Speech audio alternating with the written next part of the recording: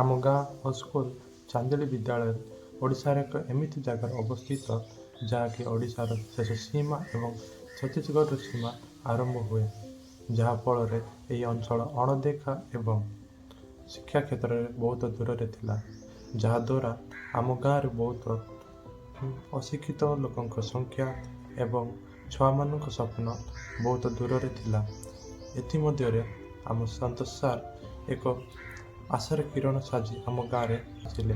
ମୋ ନାଁ ବିଶାଲ ଏବଂ ମୁଁ ସେହି ପାଖ ଅଞ୍ଚଳର ଜଣେ ଛାତ୍ରଟିଏ, ଯିଏକି ତାଙ୍କ ସାହାଯ୍ୟରେ କିମ୍ବା ତାଙ୍କ ମାଧ୍ୟମରେ ମୁଁ ଶିକ୍ଷା ପ୍ରାପ୍ତ କରିଥିଲି।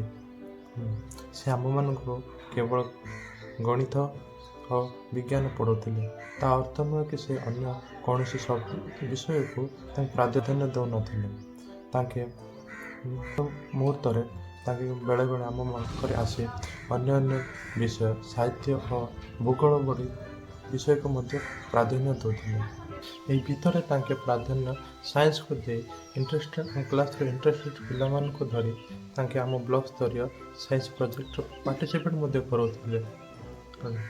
ଆଉ ସେ ପାର୍ଟିସିପେଟ୍ ପିଲା ଉତ୍ତୀର୍ଣ୍ଣ ମଧ୍ୟ ହେଉଥିଲେ, ସେକେଣ୍ଡ ଫାର୍ଷ୍ଟ ପ୍ରାଇଜ୍ ମିଶି ଆଣୁଥିଲେ ହେଲା। ଯାହା ଭାବରେ ତାଙ୍କେ ଆଉ ଯେଉଁ ପିଲାମାନଙ୍କୁ ତାଙ୍କେ ନେଉଥିଲେ ସେମାନେ ବିଭିନ୍ନ ଅଲଗା ଅଲଗା ଟାଇପ୍ର ପ୍ରୋଜେକ୍ଟ ତାଙ୍କେ ବନାଉଥିଲେ, ଯେଉଁଟାକି ଆମ ସାର୍ଙ୍କୁ ଆମ ସ୍କୁଲରେ ଖାସ୍ କରି ଆମ ସ୍କୁଲରେ କିମ୍ବା ଜିଲ୍ଲାରେ ତାଙ୍କୁ ସାଇନ୍ସ ପ୍ରୋଜେକ୍ଟ ମେକର ହିସାବରେ ଜାଣିଥିଲେ। ଏଇ ଯେଉଁ ସମୟ ଥାଏ ଯେଉଁ ସାଇନ୍ସ ପ୍ରୋଜେକ୍ଟ ବନେଇବାଟା, ଏଇଟା ଖାସ୍ କିନା ଆମ ପିଲାମାନଙ୍କୁ ବେଶୀ ଇଣ୍ଟରେଷ୍ଟିଂ କରୁଥିଲା, କାହିଁକିନା ଯେଉଁ ବି ପିଲାମାନେ ବନାଉନଥିଲେ ସେମାନେ ମଧ୍ୟ ସେଇ ଜାଗାକୁ ଯାଇକିନା ବିଭିନ୍ନ ଯେଉଁ ପ୍ରୋଜେକ୍ଟ ଯାକ ଥିଲା ତାକୁ ଦେଖୁଥିଲେ ଏବଂ ଯେଉଁ ପ୍ରଶ୍ନ ପଚାରିବା ଯେଉଁ ପାଠରୁ ବାହାର ଯେଉଁ ଜିନିଷ ଥାଏ ସେଇଟା ମଧ୍ୟ ଶିଖୁଥିଲୁ। ଆମେ ଆସିକିନା ବିଭିନ୍ନ ବିଷୟରେ ଆମେ ଟପିକ୍ ବିଷୟରେ କଥା ମଧ୍ୟ ହେଉଥିଲୁ, ଯାହାକି ଆମ ସାର୍କୁ ହିଁ କୃତଜ୍ଞ ଯାଏ, ଯାହାକି ଏଇ ଭିତରେ ତାଙ୍କେ ଆମମାନଙ୍କୁ ସହଯୋଗ ମଧ୍ୟ କରିଥାନ୍ତି। ସରକାରଙ୍କ ପ୍ରତି ଯେଉଁ ବୃତ୍ତି ପରୀକ୍ଷା ମଧ୍ୟ ହେଉଥିଲା, ସେଥିରେ ମଧ୍ୟ ଆମ ସାର୍ ଆମ କ୍ଲାସ୍ର ଶ୍ରେଣୀର ଉତ୍ତୀର୍ଣ୍ଣ ଯେଉଁ ଫାର୍ଷ୍ଟ ଆସୁଥିଲେ ସେ ପିଲାମାନଙ୍କୁ ଧରିକିନା ତାଙ୍କେ ସେ ପରୀକ୍ଷା ମଧ୍ୟ ଦେବା ପାଇଁ ଯାଉଥିଲେ, ଯାହାକି ସେ ପିଲାମାନଙ୍କୁ ସାହାଯ୍ୟ କରିକିନା ସେମାନଙ୍କୁ ଉତ୍ତୀର୍ଣ୍ଣ ମଧ୍ୟ କରାଉଥିଲେ। ଯାହାଦ୍ୱାରା ଆମ ସ୍କୁଲରେ ବିଭିନ୍ନ ଛାତ୍ରମାନେ ବୃତ୍ତି, ଯେଉଁ ଚିତ୍ରାଙ୍କନ ଏବଂ ଅନ୍ୟାନ୍ୟ ଯେଉଁ କାର୍ଯ୍ୟକଳାପ ସ୍କୁଲ ମଧ୍ୟରେ ଯେଉଁ ପ୍ରତିଯୋଗିତା ଚାଲିଥାଏ ସେ ମଧ୍ୟରେ ତାଙ୍କେ ମଧ୍ୟ ପିଲାମାନଙ୍କୁ ଉତ୍ସାହ କରୁଥିଲେ।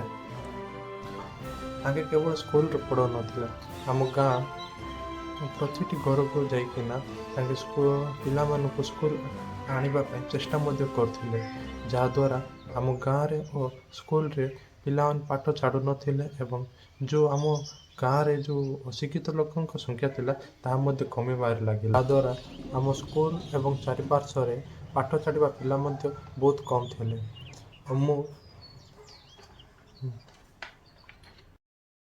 ଆମ କ୍ଲାସ୍ର ସେ ମଧ୍ୟରେ ମୁଁ ଜଣେ ଏଭରେଜ୍ ଷ୍ଟୁଡ଼େଣ୍ଟ ଥିଲି ଏବଂ ଆମ ପରି ଏଭରେଜ୍ ଷ୍ଟୁଡ଼େଣ୍ଟମାନଙ୍କୁ ସାର୍ ଜାଣିଥିଲେ କିପରି ଆମର ଯେଉଁ ଲୋକାଲ୍ ଭାଷାରେ କେମିତି ପଢ଼ା ହୁଏ ଏବଂ ସେମାନଙ୍କୁ କେମିତିକିରେ ଗୋଟେ ଭଲ ଭାବେ ତାଙ୍କେ ଯେମିତି ସେ ବିଷୟକୁ ଖାସ୍ କିନା ଗଣିତ ହଉ କି ସାଇନ୍ସ ହଉ ସେ ବିଷୟମାନଙ୍କୁ କେମିତି ବୁଝାଇଲେ ତାଙ୍କେ ଜଲ୍ଦି ବୁଝିପାରିବେ ସେ ପ୍ରତି ତାଙ୍କର ବେଶୀ ଜ୍ଞାନ ଥିଲା।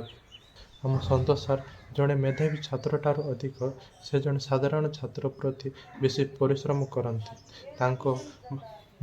ତାଙ୍କେ କହୁଥିଲେ, ସେ ଆମମାନଙ୍କୁ କହୁଥିଲେ ସେ ସମୟରେ ଜଣେ ଉତ୍ତମ ଓ ଭଲ ଶିକ୍ଷକ ସଦାସର୍ବଦା ଏକ ମୂର୍ଖ ଏବଂ ଅବୁଝିଆ ଛୁଆଟିକୁ ଚାହେଁ, ଯାହାଦ୍ୱାରା ସେ ତାହାକୁ ଭଲ ରାସ୍ତାଟିଏ ନେଇ ସେ ଆମ ସମାଜରେ ଏକ ରୂପାନ୍ତରିତ ମଣିଷ ଭାବେ ସୂଚାଇବାକୁ ଚାହୁଁଛନ୍ତି।